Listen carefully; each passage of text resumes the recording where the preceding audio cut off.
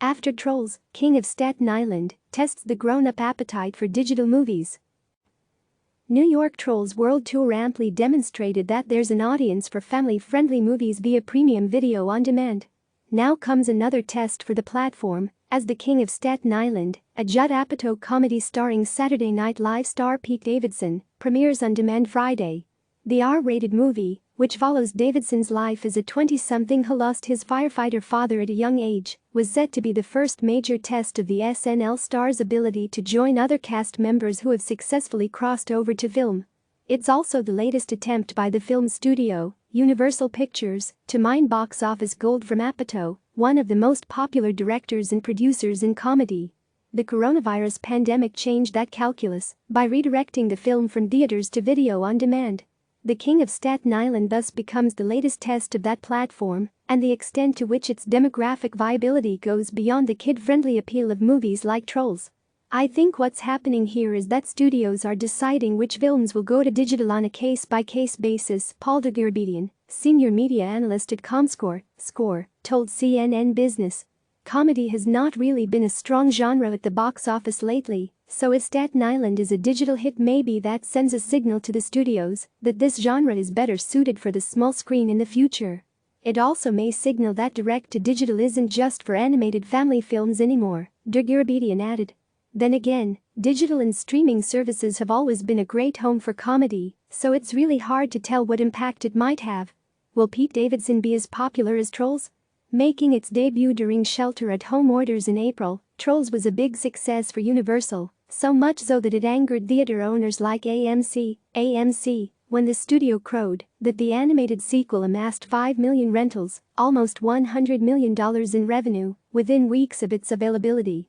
Other family films like Scoob, from Warner Bros., which like CNN is a unit of Warner Media, and Disney's Artemis Fowl, which debuts on Disney Plus Friday, also bypassed theaters. Most films that have skipped a theatrical release have been children's fare and smaller, more character-driven films.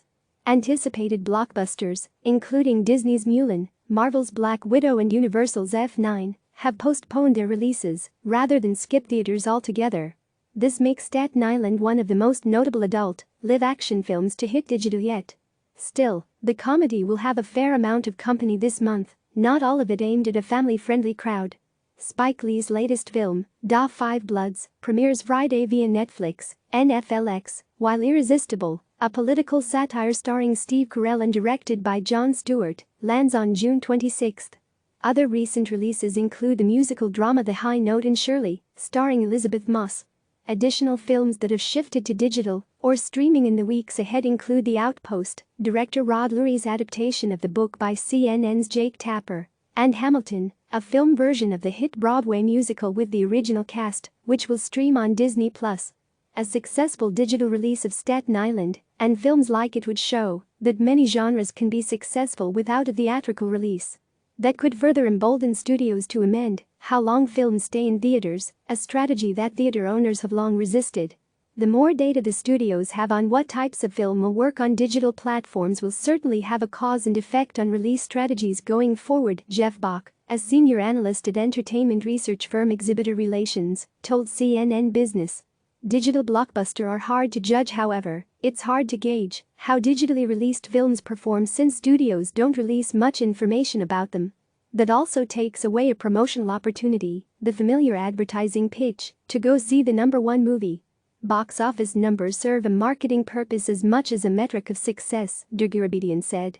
Without it, it takes away a giant puzzle piece that allows the industry to know what's working and allows audiences to know if a movie is worth their time, or more importantly, their money. Despite Hollywood's current digital revolution, studio officials are restating their commitment to theatrical distribution, a model that still gives them the biggest bang for their bucks.